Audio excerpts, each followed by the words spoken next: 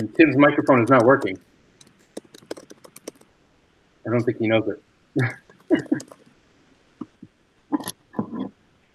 Okay, so welcome to the curriculum committee meeting for, help me out here, May. The chair, Tim, is on his way. He's having some technical difficulties, but he'll be here shortly. And everyone else is in attendance. Hi, everybody. So let's get started. There you go. Tim is here now. I'm just going to remove Tim's other one. All right. Tim, believe it or not, you started to actually work. Your sound did. Oh, and now we lost him again.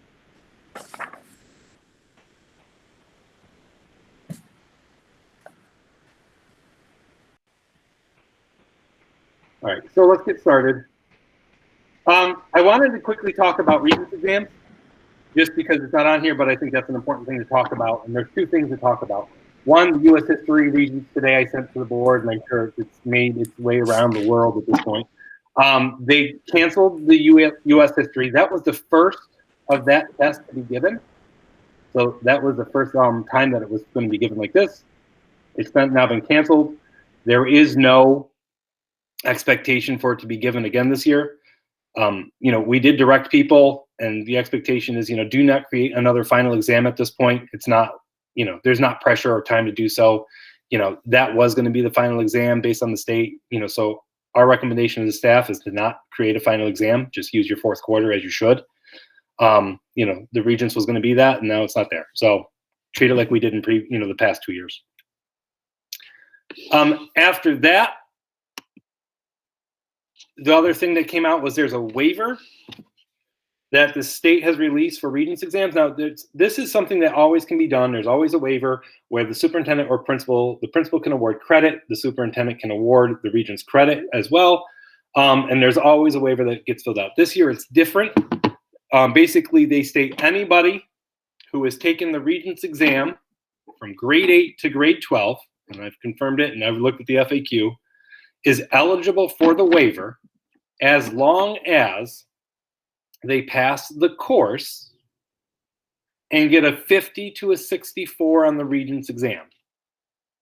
So one more time, pass the course, 50 to 64 on the exam. They can now get Regents credit. Superintendent gives the blessing for Regents credit. There's a couple caveats that have to be done on that. One, there's got to be a committee of certain criteria that's got to be built first. And that's principal, guidance counselor, parent. There's a committee that gets going with it.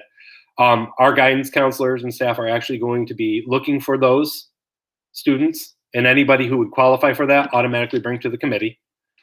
And then anybody who qualifies is going to receive credit. It's superintendent discretion. I'm not going to pick and choose. It's, if you qualify, if you met the requirements, I'm awarding credit. It's the right thing at that point. But that's how that waiver is going to work. Any questions? Frank, I just have a question. So that means that they don't have to retake the Regents. They get between that 50 and 64 and they're done. Done. Yeah. So think about like special education students who would have gotten a local, right? This allows them to be able to get a Regents credit. So it's a positive, I mean, I will tell you, I have a junior, and I will say, out of 5 exams, that junior only is accountable for 1. So I and I think, there's other people here with juniors too. So I think they're all in the same boat. They're in the same aspect as we are. So, but yeah, no, that's absolutely right. And the recommendation to teachers is 2 things. One, I don't believe 64 should exist. There shouldn't be a 64. That one right there, like, that's a very, if I see a kid who's failing because they got a 64 and that's 65 or 64, that teacher really has to be mathematically precise in order to justify that, because I'm sure I'll have a parent, if they qualify for that waiver, who's going to ask for it. They're going to ask to see those and make sure those are there. So, when we're giving grades, we've got to be very clear on what, constitutes that grade, and where it's 63, 62, 61. But 64, some districts don't even allow 64s. They say no to the 64s, let's stay away from them, 65, 63, 62. but you got to make that choice. And this Penny? is something that our group is our guidance counselors and teachers automatically know to look for, and that students don't have to know to apply.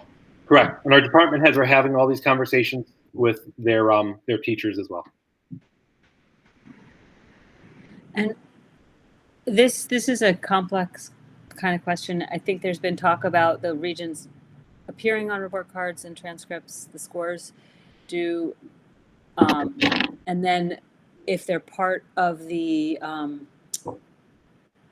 if they're rolled into the grade calculation, and at what percentage are they, if at all? Yeah, well, we talked about that before, and I believe the board policy is 4%. Mm-hmm. A maximum of 4%. Yeah, maximum of 4%. Yeah. Okay. And if it's not taken, then it's not calculated. So that's already there. And I think there was something that said that you could actually request that not even count towards your grade at all.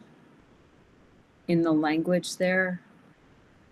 No, it says that they don't, the New York State language, it says they don't recommend it.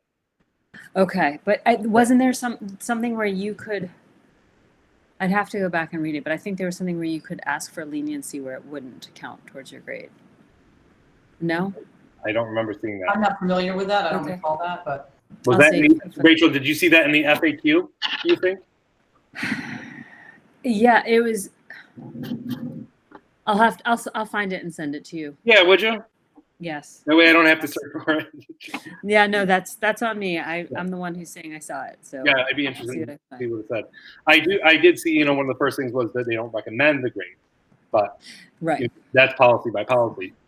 But any other questions on that? And the exemptions, I believe the state has very clear exemptions on what will show up and what won't on the transcript. I don't have the answer for this one. What would qualify for a 650 to 64? What it would look like on the transcript? I'd have to check, but you're not gonna. They'll still receive credit. Yeah. Any other questions? I don't know. Tim worked for a minute and then didn't.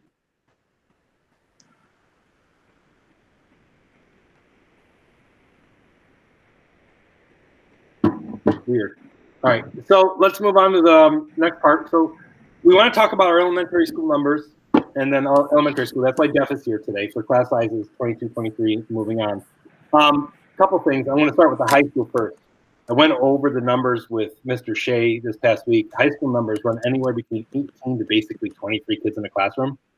They're pretty good overall for high school.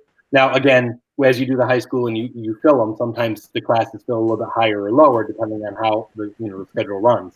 But overall, the teacher ratio is really good for high school. It's like 18 to 24. That's pretty impressive. And some of the more intensive classes are like 12 kids in class, 10 kids in class. If we're talking about like the intensive algebra classes and math and stuff, so that's more to one-to-one and individual attention. So high school classes really good in that number. So let's talk. Go ahead. Do you know how big the 12th grade is versus the incoming 8th grade? So yes, the 12th grade, I believe, is about 199 to 100. I don't have the enrollment. The incoming 8th grade is about 76. Oh, okay. So that's why our numbers are like that, are going to be eligible for that. And we're looking at high school numbers that stay relatively strong, like in that range, probably for the next 2 to 3 years. Okay. Because of the fact that you have the ebbs and flows. Right. When we start seeing this current, flow of 6th, 7th, and 8th graders coming up, and then after we get, this current 9th grade is gone, that's when you're going to have more of it. You're going to see the high school numbers go up more, but we got a few more years before we're seeing that. Thank you. Yep. So we're going to show the numbers. Sorry, thank you, Jeff, for enrollment. 94. So I said about 100, so that is right. The next year's senior class is 94. So when we passed the budget, thank you, voters, for that, we had a kindergarten classroom that we were adding to it. When we were developing the schedule, our kindergarten numbers were extremely low, right? So, we just took those numbers and Jeff took that body and added that body into the elementary schedule. So we had those numbers built in, keeping those numbers low. What ended up happening is what you'll see is our elementary numbers are increasing. So I want to show you the proposal that I'm going to say and tell you what I'm basically going to do. But I want to show you where we're at. So do you want to hit the next slide? All right. So take a look at our numbers overall.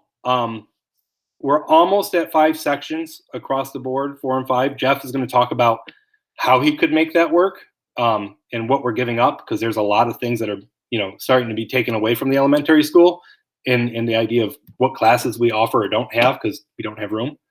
But if you can see that in that other kindergarten that we had built into the schedule, we added to grades 1, 2, or 3, 5. We had those added.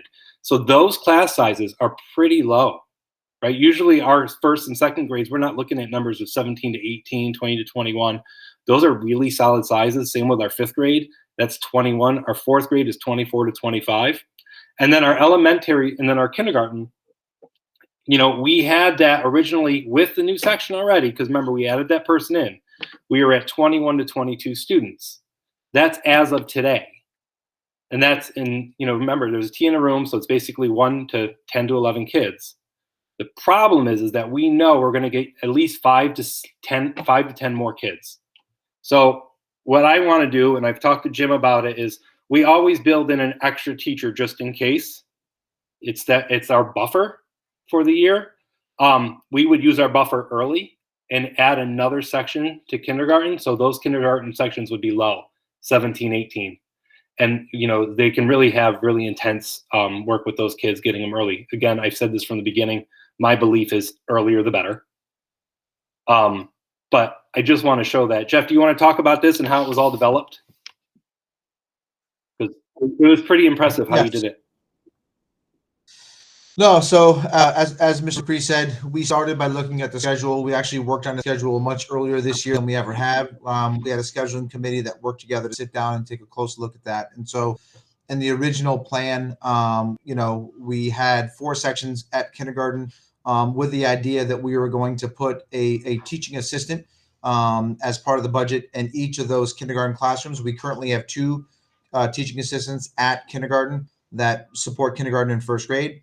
And there was going to be an addition of a teaching assistant based on the budget that we were going to dedicate in one class would have been special education. So special education has its own assigned teaching assistants, and then the other 3 teaching assistants were going to support directly in those gen ed classrooms. So even if we had around 20 students, it would have had 2 adults in that room. That would have made that student to teacher or adult ratio about 10 to 1, which we thought would have been pretty phenomenal. As Mr. McCree said, one of the biggest challenges that we've had, and I think that you guys could have seen this on the curriculum committee over the years, is that we always go from having 17 to 18 students in a class to 1st grade, anticipating about 21 to 22 students. And for whatever reason, the last 3 to 4 years, we have a large number of students enroll throughout the summer in 1st grade, and we always end up around 25 students in a class in 1st grade, especially the last 3 years with COVID and the challenges that we faced. It's been extremely challenging for our staff to support 25 students, not only the academic needs, but also the social emotional needs in those rooms with 25. So listening to the teachers, looking at the data, we really wanted to find a way to support them and maintain that lower class size from kindergarten into 1st grade. That's why we put that 5th section in 1st grade. Beyond that, you see our numbers in 2nd and 3rd grade. The population has continued to grow, 100 plus students in each of those grades. And at this point, that 2nd grade group going into 3rd grade has been the group that's been impacted the most by COVID. That their very first year here in kindergarten was the year that it shut down in March. And so then this next year they came back. We had the virtual learning opportunities, and then we had the pods, the half-day structure. And then this year was the closest to the normal year that they've had. So again, they've been impacted the most. So we wanted to try to reduce those class sizes as best as possible.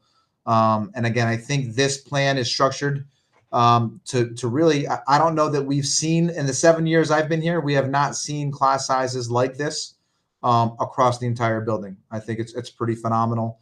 And I really think that our staff are excited about the opportunity to work with these groups in these sizes. Jeff, Any questions about that? Yeah. I just want to say that the pluses there, I added those because you talked about 2 to 4 homeschool students who very well may be coming back. Yes. So at each of those grades, well, really at all the grades except with the exception of kindergarten, as the registrar, I have the opportunity to keep track of who homeschools as well. So we have anywhere from 2 to 4 students in each of those grade levels that very well may be returning from homeschooling to in-person learning in the fall. I think you're on mute, Frank. Before I say things, is there any questions so far or thoughts, comments? Well, just comments that this is great. So I here, like the low class size. I think it's critical. especially elementary, right? I mean, this is, Yeah. it's huge, especially given everything we've gone through for the As couple- much as possible. Yeah, elementary is key, but I think it's throughout the district, it's wonderful too. So this Right. is Yeah. So here comes the problem, and I just want to make sure everybody sees the problem, okay? 2 things. 1, we've added our buffer. Our buffer is gone, right? So that class size of 24, 25 that you see for 4th grade, that's there. I don't have a staff. I don't have the money to be able to put into it. So, this is it. And if something else happens, my buffers, we got to make do with what we have. We don't have the ability to add another teacher there. We've really done this for a couple months now, looking at it, saying, how do we do it? How do we do it? How do we not? The other issue is, and then Jeff can speak towards it too, is at our elementary school, we've already lost the science lab. That's now a classroom. We've already lost, our maker space, which was the old tech and computer room. That's now a classroom. And now our OTPT classroom is actually going to have to go to a cart, and we're going to have to move some of the things down to where Kids Club is, where their room is. And that's where we have the music classroom, where they do our lessons and stuff. And then the music classrooms are going to have to share with the conference room. So, we've lost 3 to 4 classrooms of instruction where we've been able to have that flexibility. It's gone. And Tricia, you mentioned it like at our facilities, and you mentioned at a board meeting, like, how are we doing it? Barely. We're barely doing it. And we don't have, the comm spaces for kids that, schools have. We don't have a maker space. We don't have a science lab. We don't have a dedicated OTPT room now because we're losing all these things. And we don't have, if we were to add another section for grade 4, not a chance. Jeff, I mean, do we even have a room available at this point? No, well, I was just what I was going to speak to. And as you said, if you look at grade 4, even if we had an additional staff member, I wouldn't have a room to put them in. As Mr. McCree said, at this point with the additions, if we go to the 5th section, which it sounds like that might be an option, very well maybe an option with the addition of what we're having over the summer.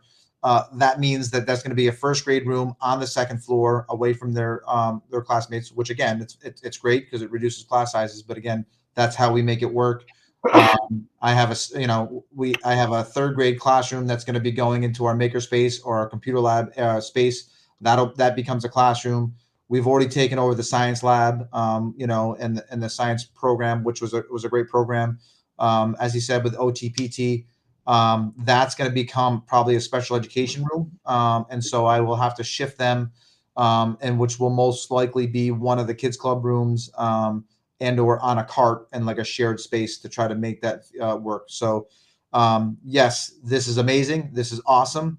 But we're really putting a strain on the available space that we have in this building.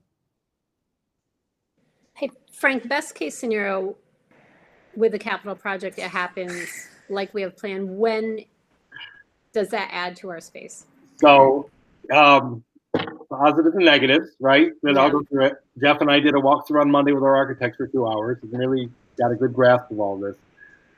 It's going to be another 2 year and a half, 2 years. We're still maybe a year and a half to be able to at least get the transportation facility moving. But until we can really start seeing it, 2 years. We won't be able to have that addition to 2025. I mean, so by that point, we're going to be maxed out. I mean, there will be kids in hallways. AIS is going to have to happen in hallways probably. I'm not. Yeah. I Is hate to there? report it, but I was laughing because that was the question that was on my mind, and I was wondering, is there a space that we could park a trailer for, maybe not for a class, displaced by classrooms? We lost you, Rachel. Oh, Oh, jeez Louise. I think I got you though. You asked about a trailer. So I think we would try to maximize the space first because those trailers, they still need toilets, they still need running water. They become a little bit of a difficulty. So I'd still like to maximize what we have in the building first. Yeah.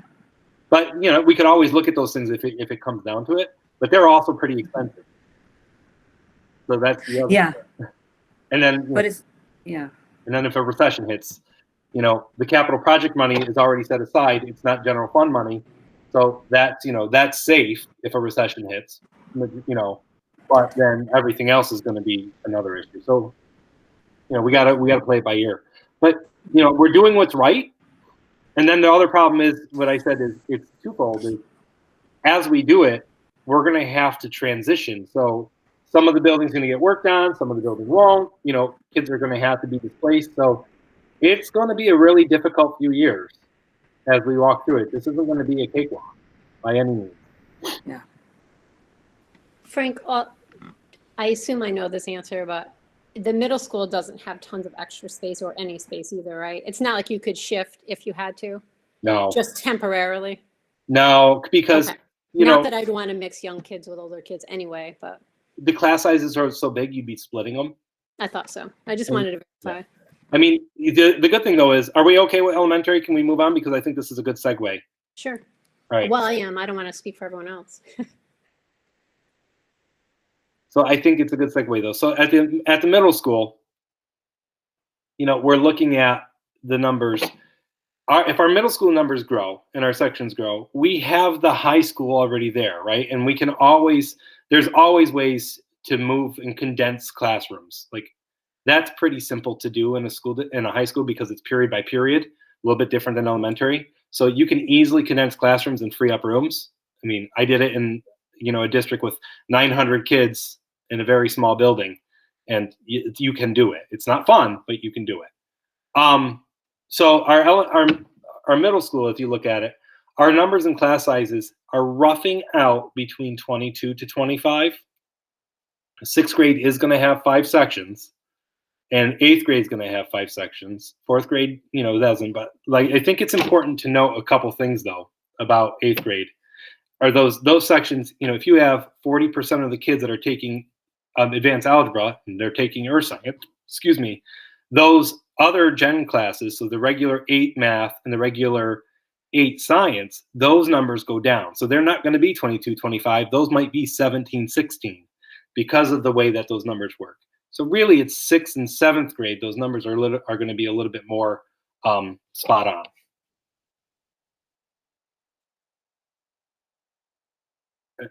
Any questions on that? Is the current 7th grade, the ones that are going to be 8th grade next year, are they currently in 5 sections? No, I don't think so. Jeff is saying no. I don't believe they're in 5. I think they split it up. I think Jen, when I spoke to her last, she mentioned that because there's also a full year of tech, that's almost like having a 5th core in that sense, that that is part of why they're going to need the extra section there. So the numbers on here, so I just want to do this. 6th grade next year right now is tracking out at 114 students. 7th grade next year is tracking out at 88. And 8th grade is tracking out at 96.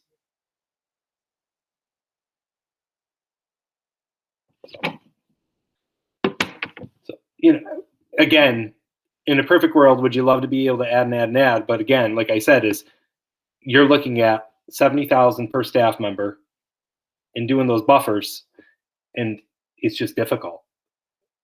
So, but 22, 25, 20 to 24, those are sound numbers for middle school.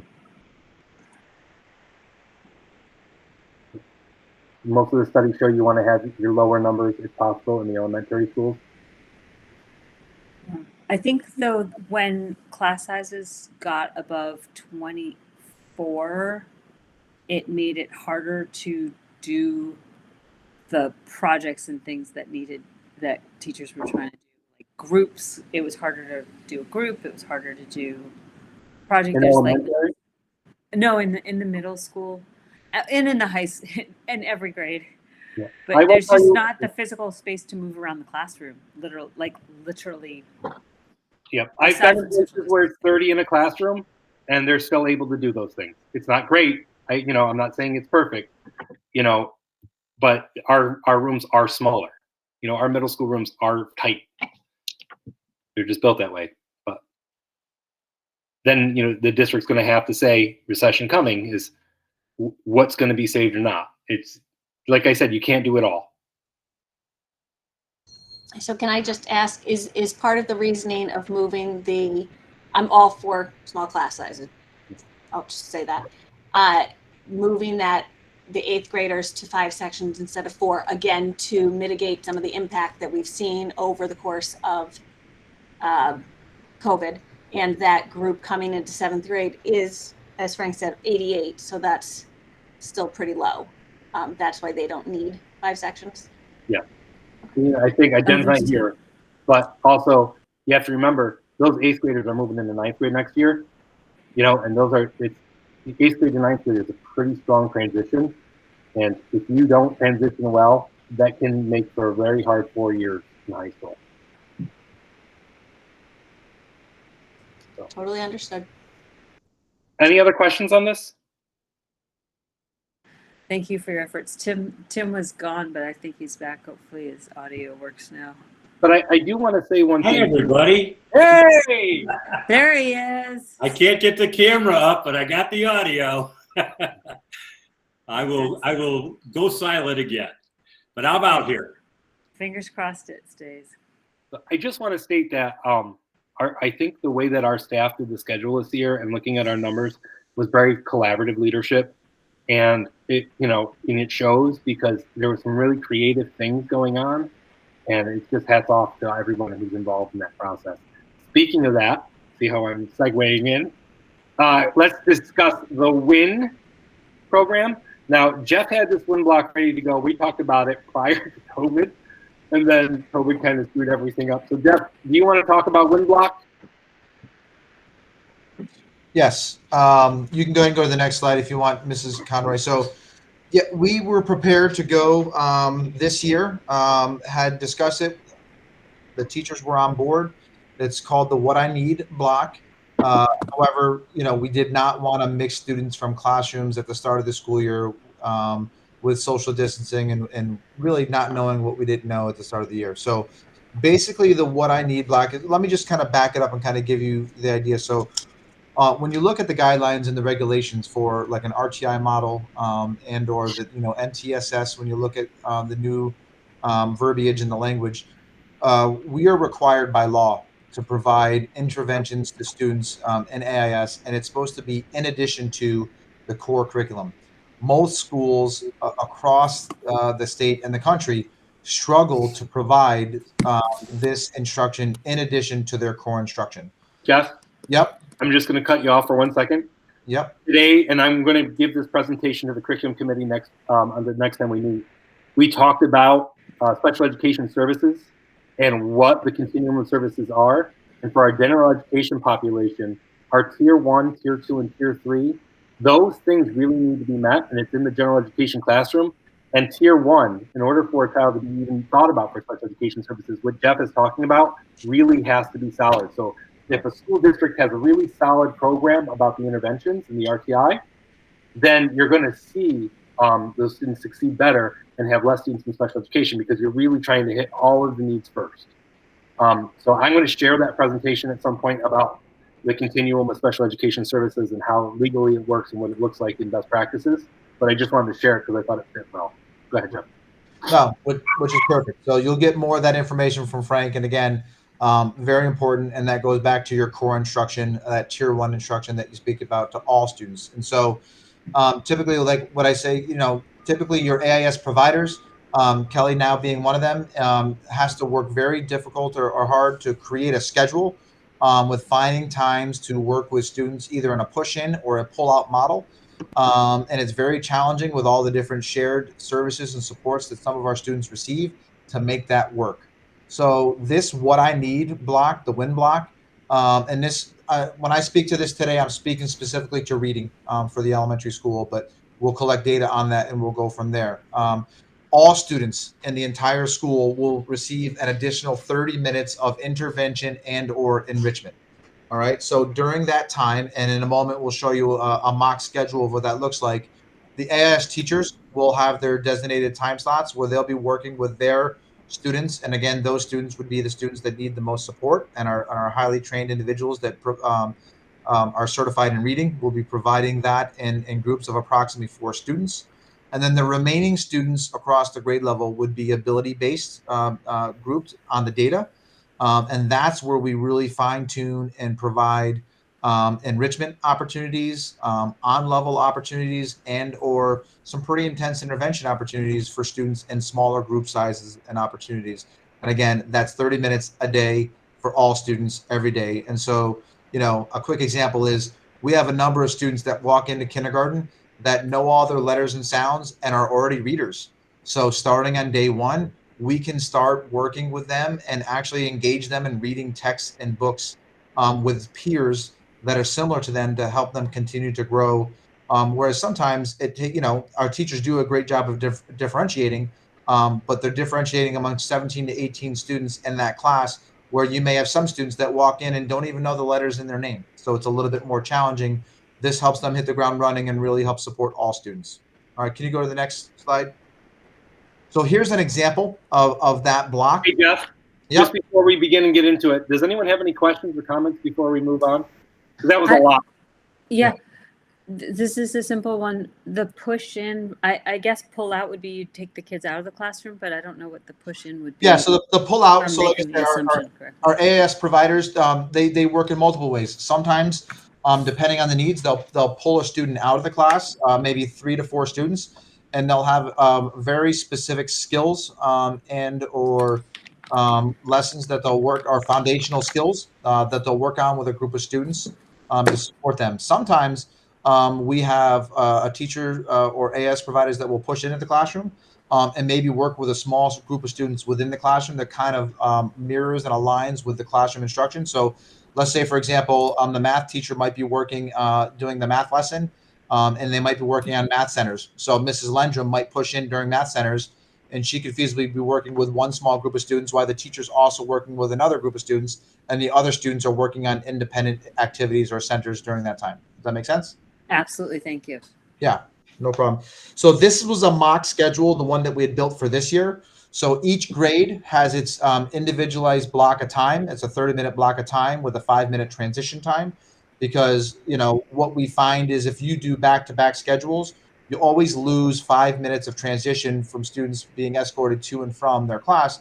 And we really wanted them not to lose any instructional time. We wanted to maximize that as much as possible. And then in addition to that, obviously we wanted to provide lunch and planning to our AIS providers. And then one of the most important things that we always lose is something, and again, when Mr. McCree goes over this with you next week, is tier 3 interventions and or testing. This is part of our RTI process and a part of the MTSS. So tier 3 interventions is really the last tier of support you want to get to before you even think about identifying or referring a child for special education services. And tier 3 really means we want to intensify those interventions to the point where either we're providing it in a one-to-one fashion every single day or for an increased amount of time, so that we're providing the highest level of intervention possible to see if our students are responding to those interventions before we would consider a referral to special education. So here, if you see in this particular block, it's actually 3 blocks of time. 9:55 to 10:35 is a half-hour block, but then from 2 to 3 are 2 half-hour blocks. And then we also have time, because when we provide this instruction, we want to see if the students are responding, so we have to collect data. So often we provide testing and or data opportunities to collect that. One of the things that we did, Mr. McCree had mentioned, is being a little bit more collaborative this year, and I want to thank Mrs. Lendrum for the help with this. This year we created we really flipped our schedule completely on its head this year, switched it around, and we sent out a Google form to all of our teachers with the available time slots, and we allowed them to select, this would be my top time slot, my second choice, my third choice, to give them the opportunity to choose what's going to work best within their schedule. And thus far, we've gotten 4 out of 6 have filled out the form, and there hasn't been any conflicts to this point. So it seems to be working well, and we really like putting that choice back in the teacher's hands to make it a collaborative approach. Questions? I have a question, Jeff. We did back burner this for this year with COVID concerns, and I think that that's given a lot of people time to kind of digest the process and the plan. In terms of team planning for this, because at grade levels, there certainly needs to be a lot of collaboration to go on, and just in being able to plan for this, is administratively the plan to allow people time, grade levels time on superintendent half days, at other, what's the plan to give them that time? Because other than their daily planning period, which they all have, there is no other time for them to work together. I'm going to want them to work together. So I'm going to answer it. So Kelly, first off, I love the fact that you go right to the good questions. As you know, Professional Development Committee next year, we've made a calendar that allows for sustained professional development throughout the year for reasons like this. So when you have those half days, you may have an hour of district provided, this is what we're doing for goal setting, and then you're going to have another hour or an hour and a half of specific team planning, right? If we're talking about individualizing our attention to students, that's why we're building these. And since you're on the Professional Development Committee and you've seen how we plan for these things now, this is what we talk about. We're always trying to maximize time with, our faculty meetings and stuff, but time is tight, right? It is what it is. But yes, we're definitely going to use that time frame. Frank, can I add one thing to that? Absolutely not. The one thing that I want to say, and I know Kelly kind of knows this as well. Personally, I think one of the most effective ways to make this model work is to have monthly data meetings. That is what we had planned on this year. Obviously, there's a variety of roadblocks and obstacles that occurred this year. We're hoping to alleviate that next year. But the idea, again, the idea behind this win block is that these groups are going to be fluid and flexible based on the data and how students are responding to the interventions and the enrichment that we're providing. So we would want to plan either monthly or bi-monthly data meetings so that we can meet on a regular basis so that we can shift our students according to the data to better meet their needs. And my goal is that we can maintain those meetings next year, or actually hold those meetings next year.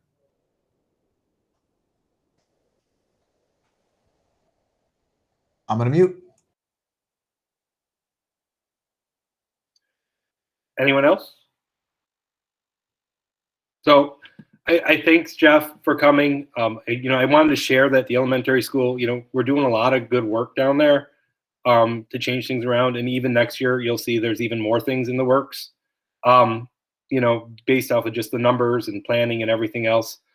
There's always planning that's happening. So, I just wanted Jeff to share what's going on so you guys see it and see how we're trying to be really proactive in helping our students. Any questions on that at all? Thank you, Jeff, for coordinating that. Everyone, yeah, that's. Okay. All right, thanks, Jeff. You can go, man. Thank you very much. All right, so I just wanted to share, and this came from conversations that we've had as a board during our retreat, and also just as the high school, and we're talking about what do our students look like as they leave, right? How do we start compiling that data, and how do we look at it? So I'm not going to give you data today. I want to be clear. You're not seeing data, but I want to tell you that we actually have data. We have two things. The guidance counselors, and this actually comes from something that Tim said in July, and it was really good. And I kept going back to it. It was, why are students choosing the colleges that they choose? Right? Is it monetary? Is it location? Are there reasons? So the guidance counselor is actually asking that for our kids because they want to have an understanding of why are you choosing the places that you're choosing, right? Are there blockers that do it and stuff? But on top of that, the National Student Clearinghouse actually gives us data based off of what we have of our students as they leave. And now I'm going to give it to Karen because she can speak to it a lot better than I can. But we are working on presentations for everybody. And what we have and what we're doing, but I wanted to show you what there kind of is and make sure you get your viewpoints on it too. So go ahead, Karen. Sure. Thanks, Frank. National Student Clearinghouse is a not-for-profit source that gives information for degree verification, enrollment verification, basically student educational outcomes. And one of the groups that uses or looks at the National Student Clearinghouse data would be high schools. And we can kind of get a better understanding of student pathways and their outcomes. And as you can see from here, it really captures a lot of post-secondary students. 3,600 participating colleges and universities. There are 3,900 to 4,000 degree granting institutions in the United States. So they're capturing an awful lot. When they first came out some years ago, I was exposed to that at a conference, and they were at the time talking about gathering all the SUNY data, but that was about it. So I didn't think that was going to be terribly helpful for us back then. This year we had New York State Ed shared these reports with districts, and as you can see, there's about 97% of the students in public and private institutions that we can get data for, which I think is going to be pretty helpful. So as Frank mentioned, Rick and the counselors in the high school have a student senior survey. So there's that information we'll get as well. And Rick and I are going to start digging into this to think about, how this can be helpful for us. Maybe some trends that we're seeing post-secondary, maybe assess our college preparation efforts. And I will kind of show you some of the data that they talk about, some of the examples.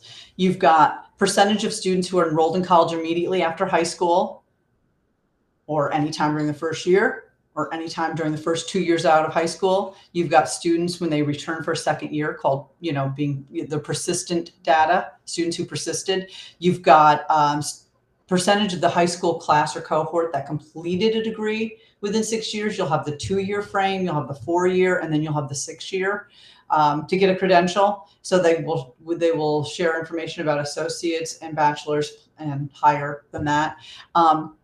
And also something that's interesting are those who returned after stopping, and also students who are no longer enrolled and did not receive a credential. And of course, as I mentioned, the graduates. And they'll break it down between 4-year and 2-year institutions, in-state, out-of-state, public, private. We do have some data in there for economically disadvantaged, for racial and ethnic breakdowns, for special education students, but there's only 1 or 2 years for much of that data. The numbers are so small, we don't have anything. There's like 2 years that we have data for special ed students because the cohort was big enough. 2 years that we have data for economically disadvantaged. And they give you about 7 or 8 years of data to look at so you can see what your trends are there. Did you guys have any questions or a lens that you'd like for us to consider as we start looking at the data? I think there may also be additional data that may be for purchase as well. I have to kind of dig a little bit more into the National Clearinghouse site itself. I have a couple questions. Is this data available to the public or only, could anyone go in there and see this? That's a good question. I don't know that it is. I mean, okay. Maybe I'll have to go check and find out for you, Trish. I'm sorry. Trish, I agree. I was going to say, Trish, that's something we should make available if we can. It's the kind of thing that I think the staff should vet it, and the board should look it over and get it to a place where we feel like this is ready for prime time. But I think this is the kind of information that a community would want to know. To what extent are our kids being developed in the elementary, middle, and high school for whatever awaits them afterwards, and how are they doing? And it is specific to colleges and universities. We won't have too much information on students who go into the military or employment. We'll just see how much of the cohort moved on to post-secondary education. Good point. And I just what, want to make sure you know. what percentage of our kids tend to go to college? Not that I think that that's always the best path. I'm just curious how much we'll capture with this data. Well, here's something that I'm interested in taking a look at, because I have the information from what they will say at the end of the year to Yeah. their guidance counselor, which was probably higher than what actually happens in the fall. And I think our average, if I recall correctly, was around 84, 86% of the cohort being enrolled in the fall of right after. And I think it's even higher in May, in June in our numbers. So I do want to double check that. Two things. One, Tim, this is why we're doing it, and I think that's exactly right. We're doing it because we want to start sharing and being transparent, not only with what we're doing inside, but how our kids are being successful. So the goal is going to be, putting these presentations together for our staff, because our staff in the high school really need to know what's happening when these kids leave, because that's their job, right? They're preparing kids to go. And then we're also preparing this for the board, and for the greater community. So we want to share this information. And it's going to be part of our goals, right? If our goal is to make sure that our kids are successful, and what does success look like, Right. and define that, then this data is really going to help us.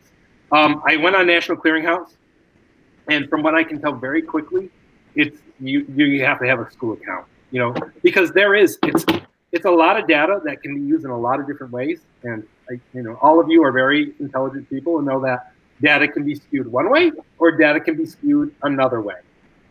Let's say that we see our students are, let's say it's 25% of our students get a degree, right? And it's not that, I know that for a fact, but let's say it is. And then there's, oh my God, Voorheesville 25%, but they don't use Bethlehem, Guilderland, or everyone else, and everyone else is between 20 and 50, right? 20 and 35. So it doesn't show the norm, Right. or what your average is of where you are. And that can be dangerous. So when we do it, we are going to try to also figure out some of those basically kind of demographic and geographical studies as well, to see how we compare to other places. But I don't think it's open to the public. I didn't think it. Yeah, there's a whole thing on it. Like there's a whole website, but Yeah. This reminds me of an article that was in the Times Union a few years ago, and I think I shared it, Frank, when you were new to the district. And there was a graphic with a curve, and it compared the socioeconomics and the college graduation with years. And I think we were one of the only districts, maybe it was there was one other district that was just not on the curve at all for the capital. Yeah. And go ahead, sorry. Are you there? yeah, I'm here. Oh, I just stopped talking. right. This is important because there are some schools that their economically disadvantaged students don't go to college, or don't go to 4 years. There's a school, and I'm not going to say the school, but I know the school where not one special education student in 7 years has gone off to college. That's a smaller school, but those are the data trends that we have to look at and understand those, and then look back at what we're doing. And that's where the DEI work is so important, right? Because if you're seeing those things, why? Why are they happening? And this is our first step, because it's a lot of data for us to compile and go through. Like we started and our head started to hurt. But after we get a good sense of this, our goal is going to be using it every year and then building off of that. This reminds me of that program we were talking about one time called A Portrait of a Graduate. Yep. And, where you kind of design, here's what the people who leave this school system, this is who they are, and this is the future that they typically will track. And then you have conversations about, what do you aspire to? Are there changes to that portrait that we would like to improve upon? And so this kind of data would be very fundamental to that conversation. One last bit But of I'm glad that everybody kind of likes where we're going with this. Trish, did you have another comment though before? Okay. No, okay, I'm sorry. I didn't mean to interrupt that. I just want to say one last interesting bit, which I find very interesting. They do tell us the most common institutions of enrollment in the fall immediately following high school graduation. I find, Frank, I think this is very cool. I played this game with my kids at home. Voorheesville graduates, tell me where you see if you can name any of the top 25. So I'm going to ask everybody to give me one school that they think would hit this list, and I'll tell you thumbs up or thumbs down whether it made the top 25. By the way, Jim Southard really did a really good job with this. I think this is fun. I did like 2 out of 5. All right, SUNY Binghamton, RIT. Oh, you're giving me Those two. were, yeah. Yep. SUNY is on there, and you said RIT. RIT. Yep. Yep. You got it. Those two are both on there. Anybody else? I would HVCC. HVCC is on there. Yeah. I'd say Cortland and Sienna. Sienna. Yes, absolutely up the top. I do not see SUNY Cortland. Mhm. We got 4 out of 5. You've 25. got 1, 2, 3, 4 out of the top 5, and you've got 4 out of the 25. Anybody else want to play? Tim? SUNY Cobleskill and SUNY Albany. Yep, SUNY Albany, definitely, and SUNY Cobleskill's on there as well. Yeah. Yep. A lot of local. A lot of local. Yep. Which, let's remember, looking at a lot of our population, a lot of our kids come back, right? They leave for 10 years, and then, we have a lot of people that come back and resettle back in our community. It is a very tight-knit community. It is. Interestingly, the data I noticed from the Clearinghouse said that 46% of baccalaureate degree recipients were previously enrolled at a community college. Obviously not at Voorheesville, but I mean just at all the data. Almost 50% had started at a community college. I found that really interesting. Way higher than I expected. Well, I think that there's a new trend with that, and even some of our younger staff, we hear that's just cost effective to start there.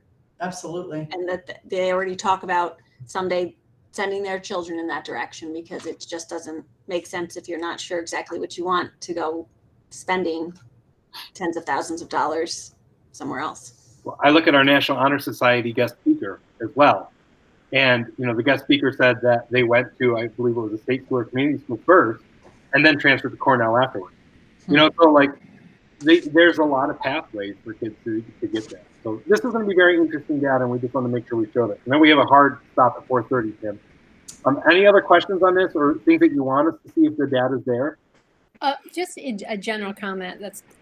I'm very interested in this data, but I also caution that we don't get too caught up on.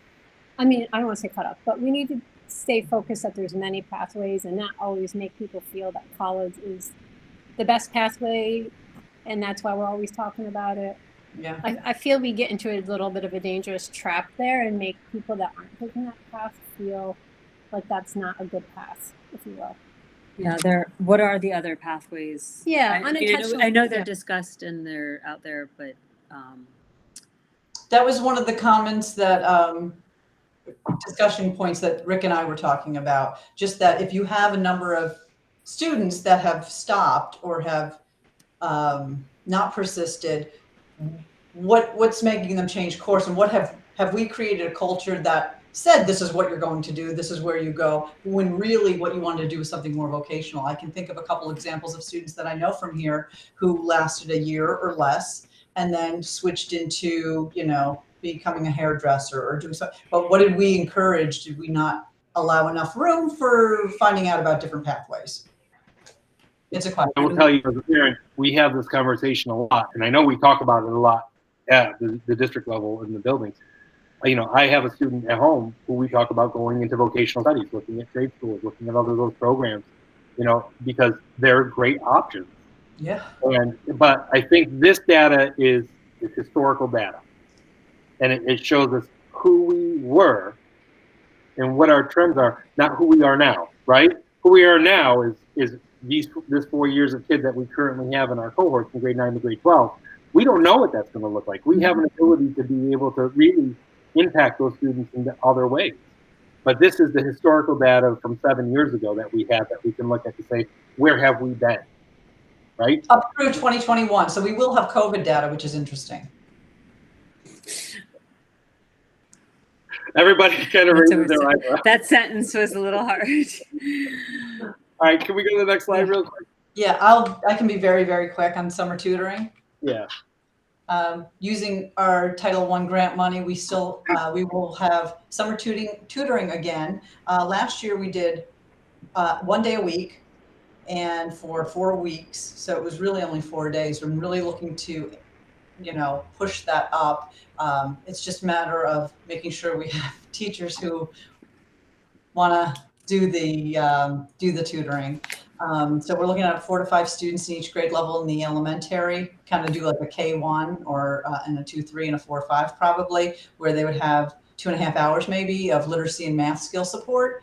And then in the middle school, it might be small group or 1-to-1, depending on how many actually want to take advantage of it. And it would be either, or it could be an and, but it would be more like I'm doing math, I'm doing it for reading and writing, up to 3 hours per week per content area.